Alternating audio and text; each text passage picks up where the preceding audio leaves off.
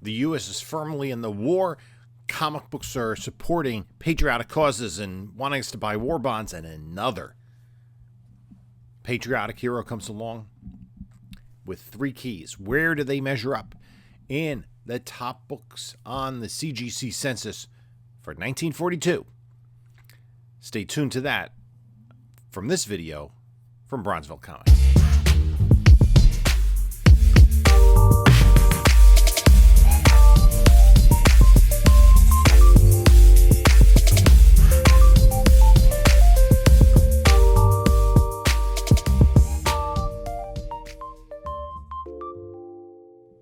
Hello, panelologists. This is Jim from Bronzeville Comics coming to you with another video. Like, comment, subscribe. You know what to do.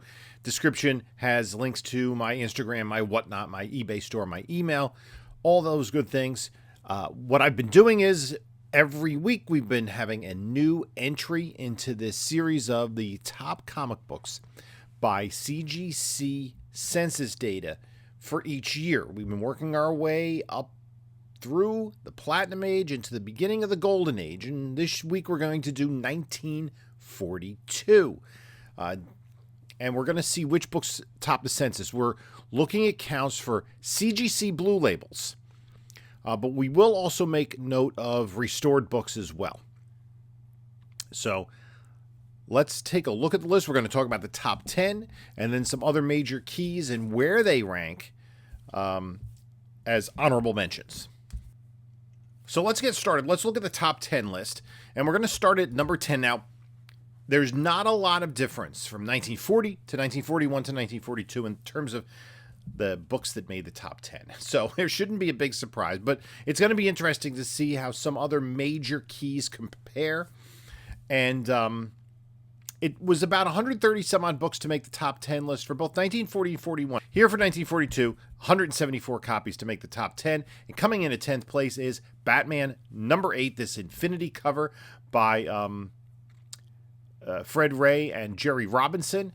This is a just another single-digit Batman. And those are highly sought after. Now, these single-digit Batmans, folks are going to collect these in almost any grade, so a bunch of them are going to get graded 174. A lot of books, as we start to move into time, not every book is going to get graded, but when you're talking about books from 1942 for Batman, they're going to be graded in almost any grade. They're collectors that are going to hold on to their raw copies, certainly, but it's not the grade that's going to preclude this from getting submitted to CGC. Now, people also may submit to other grading companies, but this gives us a pretty good idea of how many of these books are out there in graded condition. So that's number 10. Number 9, we're not changing a whole bunch. At number 9 on the list, with 178 copies, is Batman number 9, with this classic spotlight cover. This is one of the most, I guess, homaged covers, one of the most popular covers of these early Batmans, and you know, the majority of them have some sort of significance, but this is, I think, a classic one where Batman and Robin are caught in this signal, dark black cover. It really is striking. 178 copies on the census. Well, if you're not going to have Batman to make the top 10, it's going to be Superman. And coming in 8th place with 183 copies on the census is Superman 18. Now, Superman was accelerating in terms of the issues because he came out bi-monthly earlier than Batman did. Batman is bi-monthly by this point in time. It took him a couple of years. It only took Superman about a year to go bi-monthly. So both of these titles are coming out bi-monthly at this point in time. You can see this is covered in September, October. And here we have a patriotic theme. The U.S. is nearly a year into the war, and war savings bonds and stamps do the job on the Japanazis, kind of combining the Axis, Japan and Germany, and Superman leading the charge on top of this bomb. So that is again a Fred Ray cover. He also Jack Burnley did the cover for the Batman number 9. Let's go to number 7 on the list, and we're not straying too far. It is Superman number 17. This is also a Fred Ray cover with caricatures of Hitler and Hirohito on the cover. This is the issue previous. There are 195 copies of this on the Census. And again, a very patriotic theme. And it is very emblematic of how comic books were depicting the Japanese who we were at war with. It might not have aged so well, but it is a product of his time. Let's move on to number 6 on the list. With 199 copies on the Census is Batman number 12. War, savings, bonds, and stamps keep them rolling. They're in a Jeep. This is about as patriotic as Batman gets. He really didn't get involved in the war themes like Superman or Captain Marvel, or certainly Captain America and some other characters did. So that's, just kind of interesting how that one plays out. So again, all Superman and Batman so far. We're going to go to number 5 on the list, and it is Superman number 14. 203 copies of this on the Census. A classic patriotic cover. This is right at the beginning of the year, and I had to think this would have been drawn. This is a Fred Ray cover. This would have been drawn before the U.S. got involved in the war. The Eagle, and we can see in the background the tanks. January, February, that would have been on the stands probably before Pearl Harbor in 1941. And certainly drawn before that. Interestingly, this was used in a treasury where, I forget, it was either DC salutes the bicentennial or Superman salutes the bicentennial. So they had this, and I remember tracing over this image of Superman as a kid many, many times to, kind of use then markers to color in different characters in their costumes using this pose. But what was crazy about that treasury, it was total bait and switch. You had Superman on the cover, but the entirety of the interior were Tomahawk stories, which, he was a colonial character during the American Revolution, so it did make sense in terms of the bicentennial. So again, this particular copy, 203 copies on the Census. Now, number 4 on the list is kind of an asterisk at 4th place. It is Mighty Midget Comics number 11.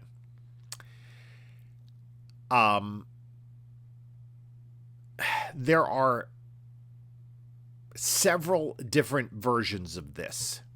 And you can see in the notes here, Bullet Man, Golden Arrow, Spy Smasher, Ibis the Invincible, Captain Marvel, and Captain Marvel Jr. exist. So there are 6 different number 11s, and CGC does not make a designation in the Census count. There are 217 on the Census. There's Golden Arrow, who is a Western hero, Captain Marvel Jr. with this classic Macro Boy cover. Now, some of these were glued to the front of the book, but the Captain Marvel Jr. one here is a file copy, so it was unadulterated, and it's a 9.8.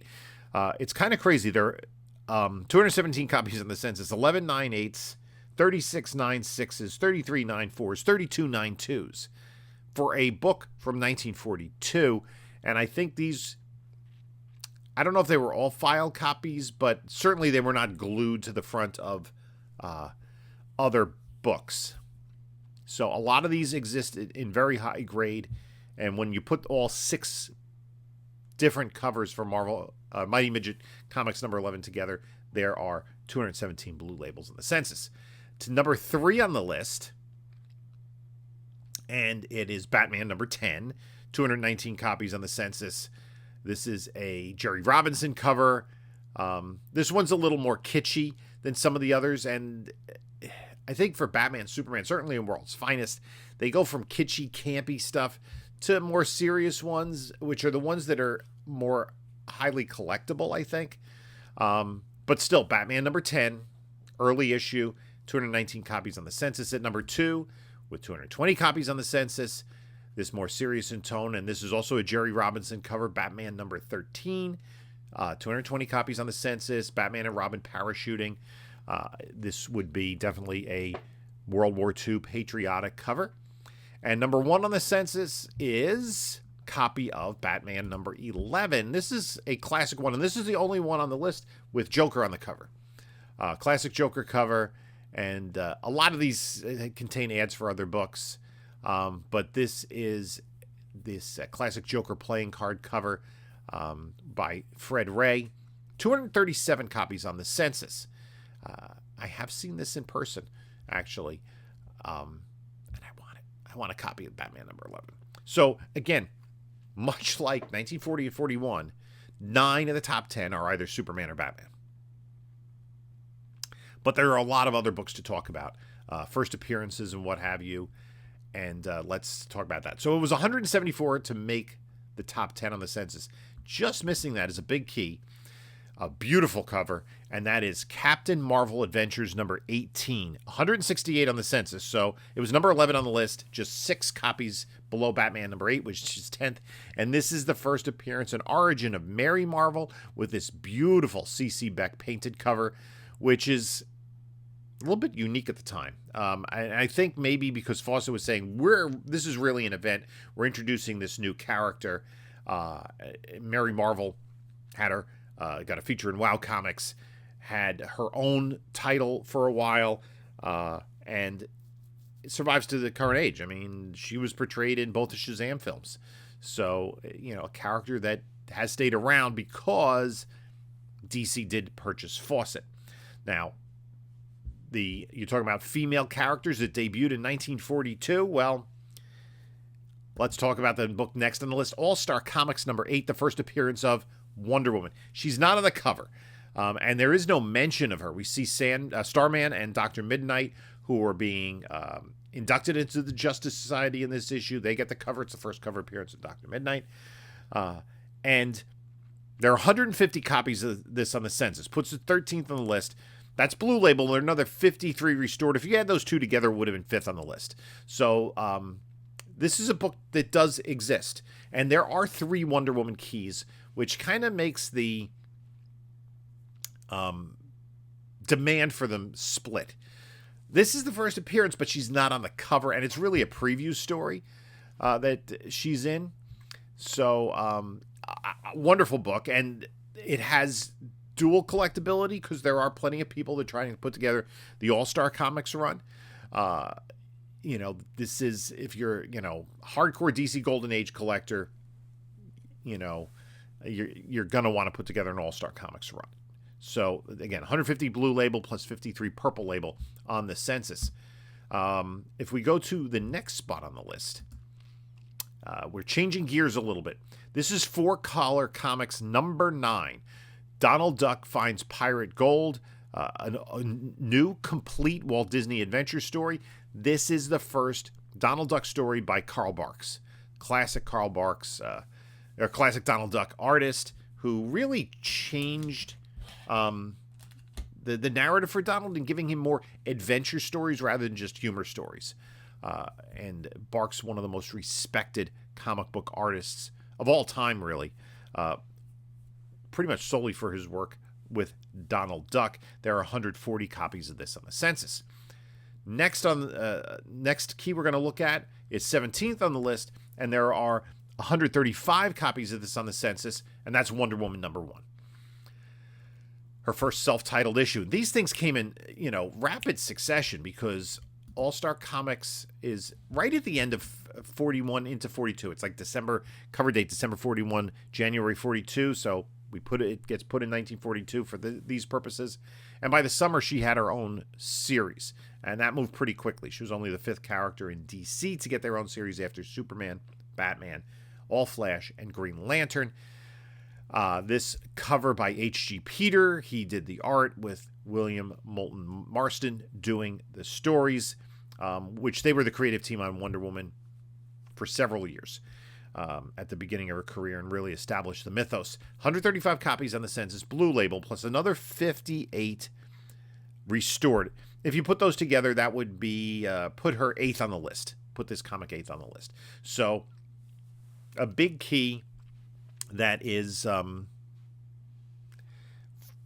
for its time, still relatively common. Let's go to number 22 on the list, and this is another number 1. Boy Commandos number 1 by Simon and Kirby. And they kind of redid this trope several times and we'll see it appear on the list in a different title. This disparate group of young men.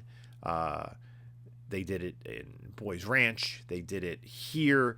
There were a couple of other iterations from Simon and Kirby, but this is not their first appearance. There are 97 copies on the census. Next, 23rd on the list is Detective Comics 66, which is the origin and first appearance of Two-Face. We don't get him on the cover, but it is first appearance. 96 copies of this on the census. One of the major Batman villains, really, of all time. Doesn't really get put in the same echelon with Joker, Penguin, Catwoman, even Riddler, I think because of his absence from the TV series and his absence from comic books for really about 20 years. Comics Code kind of did Two-Face in until 1971 when he reappeared in comics. Coming in at number 26 on the list, we're going to stay with Detective Comics, go to the next issue, and that is Detective Comics 67, 89 copies of this on the census. And this is the first cover appearance of the Penguin as he's riding an ostrich away from Batman and Robin. We did not see this duplicated with Colin Farrell in the TV series. A much different take on the Penguin than they had in 1942. Again, one of Batman's main rogues gallery. All of the Batman villains at some point in time disappeared for different reasons from the comics. For the Penguin, it was like from 1969 to 76, I think. I think just because when they got the more serious tone of stories, they didn't know how to use the Penguin because he was kind of gimmicky and campy, and they had moved away from the perception of Batman as was seen in the TV series with Adam West. But and Burgess Meredith is the Penguin, and then like they brought Joker back in 1973 with a much more serious homicidal Joker. They didn't know what to do with Penguin at the time, so that's his first cover appearance. Next, at number 31 on the list is another one, the third Wonder Woman key, and this is Sensation Comics #1 that came out just on the heels of All Star Comics #8 within a few weeks.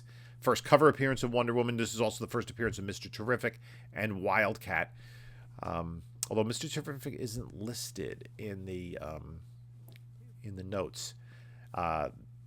There are 80 copies of this on the census. Another 37 Universal, another 37 restored. So this is the hardest to find of the three Wonder Woman keys. I think I like this cover just because of how iconic it is. And maybe that's the kid in me that got the famous first edition of this, the Treasury, in the 1970s, and read this book to death. One of the things I like about the Wonder Woman story, it's like the TV show with Linda Carter almost reproduces its story. It seems almost panel for panel.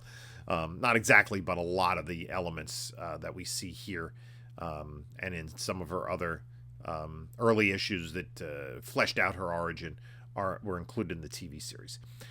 Speaking of Wonder Woman, there is another key we need to talk about, and that is Comic Cavalcade #1. This is from late 1942. There are 63 copies of this on the census.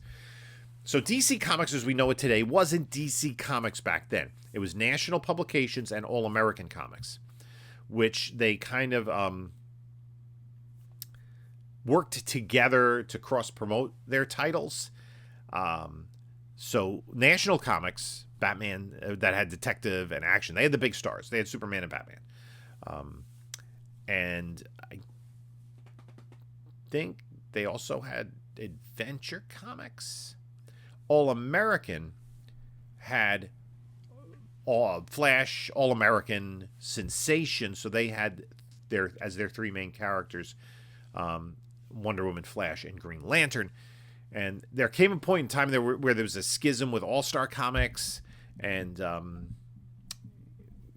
they lost some of the characters, but eventually came back together as DC. These were All-American Comics, and they really did kind of almost have a separate brand, but not entirely. Not entirely at this time. That did happen within a couple of years, but much like World's Finest, for many years had Superman, Batman, and Robin together on the cover, even though they were never together in an interior story. Same was true. The covers were always these three characters. until this became a funny animal book in the late 40s, doing something usually a little silly, like riding a bicycle and, a three-person bicycle or on a tightrope, and maybe both of them together. I don't know. All sorts of silly stuff, but just kind of promoted those three characters. Up next, we're going to go back to Detective Comics, and this is Detective Comics number 64. 62 copies on the Census. This is the first appearance of the Boy Commandos. So the Boy Commandos are kind of important because they are a Simon and Kirby creation. And this is a pretty cool cover. This is kind of, I guess it's kind of a World War II-ish cover. I imagine this plane was, maybe for the war effort, but you have gangsters coming in to try to destroy it. Let's move away from DC, which we've been almost entirely on so far in this list, and let's go to MLJ Publications and Archie Comics number 1, The Mirth of a Nation, where, and you can see at the bottom there are also funny animal stories. I don't know if there's been a reprint of Archie Comics number 1. Archie had premiered in Pep Comics 22 in 1941, and by now he was a backup feature, and then he started to get some more cover appearances, but by now he gets his own book, which ran for eons. 57 copies of this on the Census, which is a lot more common than his first appearance in Pep number 22. Let's go to another publisher which we haven't included before. I don't believe on any of the lists. This is Hillman Periodicals, Air Fighters Comics number 2, first appearance of Airboy. A very popular character. Most modern collectors will know Airboy from his run with Eclipse Comics in the 1980s, specifically issue number 5, which has the Dave Stevens cover drawing a Valkyrie. But we can see there are different aerial characters, and down here in the bottom right it said, "Who is Airboy? He's what you've waited for. See inside." So we're waiting for Airboy, and he did have his own title into the 1950s, and again was kind of rebooted by Eclipse in the 1980s, a run that I really enjoyed. Let's look at number, this would be 81 on the list, 52 copies on the Census, and this is Captain Marvel Jr. number 1. He gets his own title, this classic Macro Boy cover.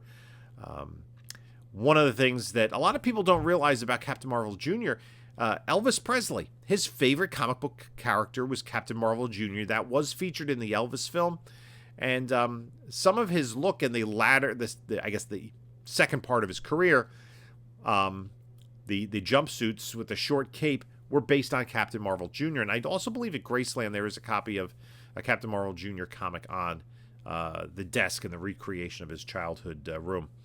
But Macro Boy, one of the great artists of the Golden Age, and did so many great Captain Marvel Jr.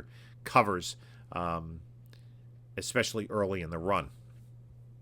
We were talking about Simon and Kirby earlier. This would be 133rd on the list, and this is Star Spangled Comics number 7, where the Guardian and the Newsboy Legion, a lot of similarities to the Boy Commandos, this group of youngsters helping the main character. 39 copies of this on the Census. One of the interesting things about Star Spangled Comics, the headline feature for the first 6 issues, and only 6 issues, was Star Spangled Kid, who shared his name with the title of the book, and he gets bumped for Simon and Kirby stuff. This is very shortly after, this is April 1942. This is within a year of them creating Captain America and then jumping ship and coming over to DC. In the meantime, they also did an issue of Captain Marvel Adventures. I think it was issue 2. It might have been issue 1. I don't remember off the top of my head. You can correct me in the comments if you wish. And they did a lot of other work for DC, like Manhunter they worked on, and Sandman, and Boy Commandos, obviously. I'm going to go to a number 1 that is a little bit different. We have talked about this publisher before. It's Lev Gleason Publication. It's Crime Does Not Pay number 22, which is really number 1. This is the first crime comic. And Charles Bureau cover. And the first magazine of its kind, as it says on the cover there. There are 38 copies of this on the Census. And, Lev Gleason, this had been Silver Streak Comics. Silver Streak was where Daredevil debuted. He later moved on and got his own title. And Lev Gleason was, I guess, one of the solid second-tier comic book publishers of the Golden Age. And again, the 38 copies on the Census, so these books do exist. Also with 38 copies on the Census is a copy of Our Gang Comics #1, based on the live-action shorts Our Gang, or as they would be known when they were into television syndication. Many people remember them as The Little Rascals, which was also a movie from the early 1990s. Also, Tom and Jerry, the multiple Oscar-winning cat and mouse duo. The animated short, which is still a category in the Academy Awards. Tom and Jerry won more than one animated short Oscar back in the day. And it was obviously very common 30s, 40s to have an animated short prior to the feature. But Tom and Jerry would eventually take over this book. And this was by Dell Publishing. Tom and Jerry got their start in animated cartoons in 1940. First comic book appearance in 1942. The next book on the list is Police Comics #11. 31 copies of this on the Census, and this is the first comic book appearance of The Spirit. Now, The Spirit, a Will Eisner creation, had achieved a greater level of popularity in Sunday newspapers. And as a matter of fact, Spirit was such a big deal in the Sunday newspapers that he had his own insert weekly. And if you ever collected or seen the DC archives, DC did an archives of all of them. So basically, they did only the Spirit stories. There were also Lady Luck and Mr. Mystic. Was that the other? Yes, Mr. Mystic was the other feature. So I think it was 8 pages. Is that right? I actually have a couple of copies here somewhere. So he had debuted prior to this in the Sunday strips, but this is his first comic book appearance, and he did have his own series that ran later in the 40s. Yeah, he would have these inserts, these comic book sections. This is from July of 1942. This is an insert in the Chicago Sun, and it was syndicated in all different newspapers across the country. So this actually, I think, predates that issue of Police Comics. And The Spirit did have his own series. Next on the list, with 30 copies on the Census, is Master Comics #23. This is the first solo story of Captain Marvel Jr., and it's got this amazing Macro Boy cover. This is so different, like so mysterious and brooding from other superhero covers of the time. And in this one, he fights his arch nemesis, Captain Nazi. It's his second cover appearance, and wow, that's just a great one in terms of Macro Boy and how Captain Marvel and Shazam in the background there. So then also, I'm gonna just go over some other major comics with 27 copies on the Census. Animal Comics #1, which is the first appearance of Pogo. By Walt Kelly, who had his own Sunday or weekly comic strip in the newspapers for many, many years. Very popular character who's kind of been forgotten these days. Now, this is an interesting one. 23 copies on the Census. This is an MLJ publication, Jackpot Comics, and you can see a list of different characters: Steel Sterling, Black Hood, Mr. Justice, Sergeant Boyle. And 2 hilarious new features in this issue. Now, I'm not sure of the interior of this book. I've never read a copy of this. This is the first appearance of Reggie, Archie's rival, and also Mr. Witherby, who I think was the principal of Riverdale High. So some of the other characters. Now, what this is tied with, and I'll mention the other characters I mentioned. This is tied with Pep Comics 26, the 5th issue that included Archie. And this is the first appearance of Veronica Lodge.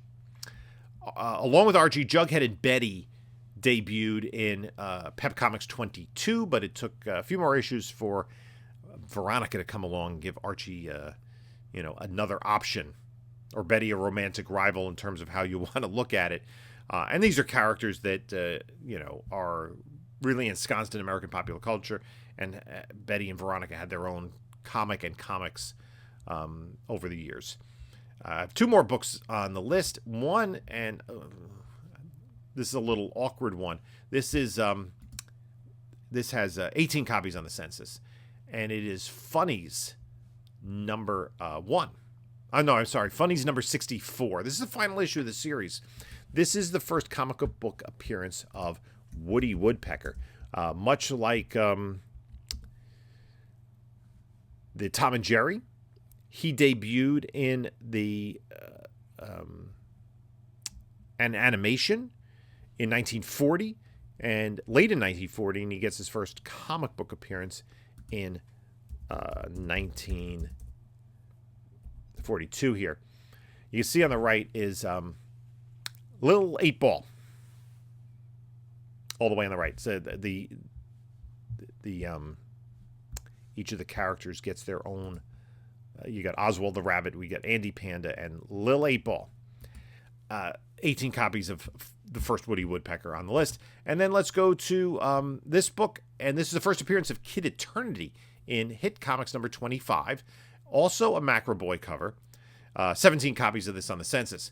And Macro Boy did the art for both Kid Eternity and Captain Marvel Jr., different publishers. This is Quality Comics. And then when DC acquired both of those characters over the years in the 1980s, they retconned it that they were separated at birth brothers or something like that. So Kid Eternity had his own book, headline Hit Comics for quite a while, and has this great Macro Boy art. DC has reused him over the years. He did have a Vertigo line, but one of these characters has kind of a little bit been forgotten to history. So that's going to do it for the most common books from 1942. Will 1943 be any different? Will any books kind of get in there to push Superman and Batman out of the top 10? We will see. And I think it's always interesting that the top 10 is Superman and Batman, no detective, no action. The detective comics that are keys have about half, maybe even a little less than half, the number of copies on the Census as the Batman comics. So anyway, that's it. I'd like to thank you all for stopping by. In the meantime, you can take a look at a couple of my other videos here. And this is Jim saying until next time, enjoy your comics.